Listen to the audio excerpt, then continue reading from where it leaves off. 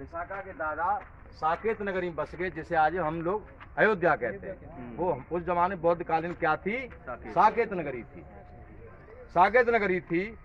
इधर यहाँ के श्रावस्ती के एक सेठ थे, उनका नाम था मिगार। मिगार सेठ थे, श्रेष्ठी थे, उसमें कहा जाता था, बहुत पैसे वाले थे। जैनी थे? हाँ, वो थे जैन धर्म को मानने वाले थे।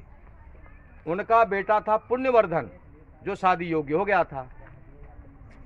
मिगार सेठ ने अपने दूतों से कहा कि कोई भी बेटी मेरी बेटे लायक कोई उचित हो तो उसके लिए मैं शादी करने के लिए तैयार हूँ, कोई लड़की देखिए। तो जो उनके जो सेवक थे वो गए, वो साकेत नगरी में विशाखा को देखा, भीगते हुए देखा, और जो उनकी सहेलियां थी वो तो भाग करके वो छिप गई। लेकिन विशाखा अपनी जो चाल थी, स्वाभाविक चाल थी, वो चल करके भीगते हुए करके वो छिपी जा करके जहाँ वो घर बना हुआ था। उन्होंने तीनों ने जो श्रेष्ठी ने अपने जो आदमी भेजे थे, उन्होंने पूछा कि बेटी ये तो लड़कियां एकदम भाग करके छिप गई, लेकिन आप भीगते हुए आराम से जा रही हो, आप ऐसा क्या कारण है? क्योंकि वो योग्य थी, काबिल थी। विशाखा ने उत्तर दिया कि हे तात, मतलब बड़े को उस समय तात कहा जाता था पाली भाषा में। हे तात, पिता का नाम था, पिता चाचा, कि अगर मैं लड़की हूँ, मेरी शादी नहीं हुई, विवाह नहीं हुआ, अगर मैं दौड़ के जाऊंगी तो कहीं ठिब्बा लग गया, मेरी टांग टूट गई, पैर टूट गया, तो मेरे पिता को बहुत परेशानी होगी मेरे लिए वर ढूंढने में। इसलिए मैं अपनी स्वाभाविक चाल से जा रही हूँ, ये कपड़े सूख जाएंगे, कपड़े ही तो भीगे। तो ये जवाब सुन करके उनके जो मिगार सेठ के जो सेवक थे वो प्रभावित हुए कि ये कन्या हमारे श्रेष्ठ के बेटे लायक योग्य है। वो बात चलाई उन्होंने। तो जो उनका जो पिताजी थे, पिताजी का नाम नहीं याद आ रहा, धनंजय, यश आ गया, धनंजय की पुत्री थी। धनंजय तैयार हो गए, बोले ठीक है हम शादी के लिए तैयार हैं। दोनों की सहमति से मिगार की बेटे के साथ विशाखा की शादी हुई। वो बचपन से बौद्धिस्ट थे। उस शादी में राजा प्रसेनजीत भी शामिल हुए थे।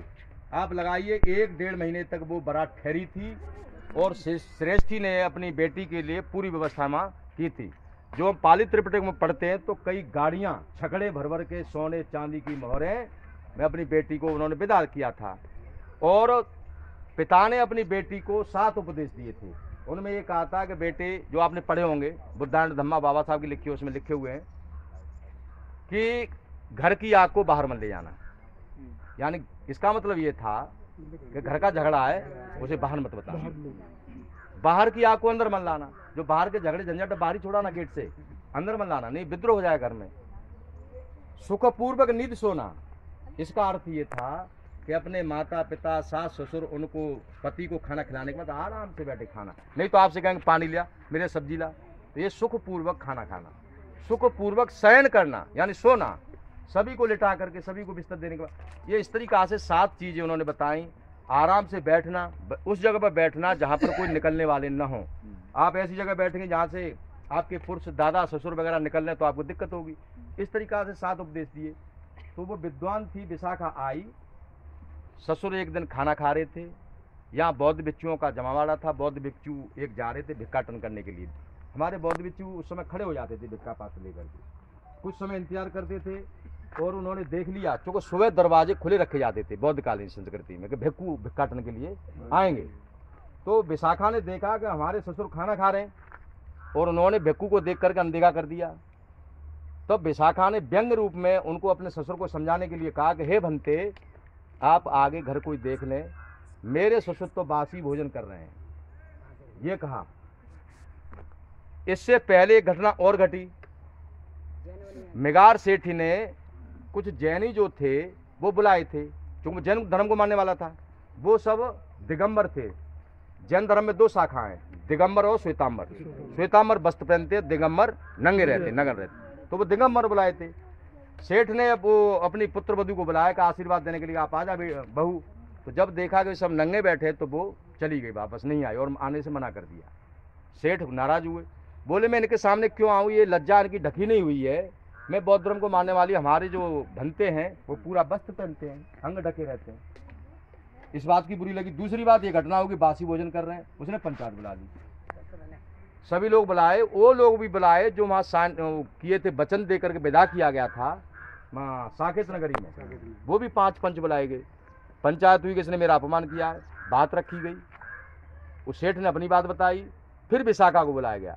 विशाखा से पूछा गया तो उसने सारे उत्तर दिए कि मैंने इसलिए कहा था कि अगर इनका कमाया हुआ होता धन तो ये भिक्षु को दान देते।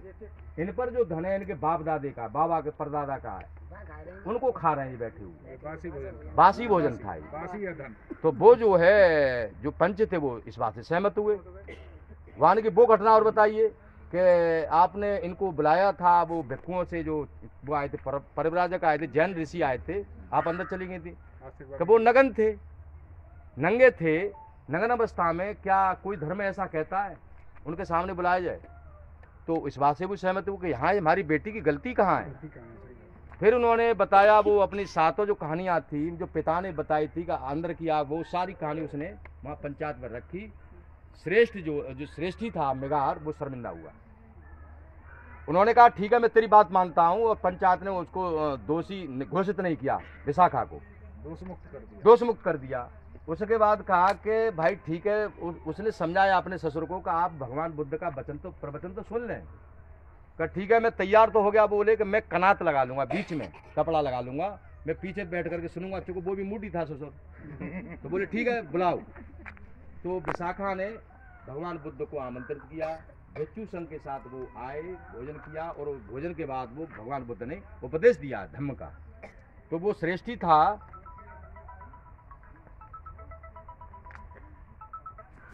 राजू मैं बाद में बात करता हूं।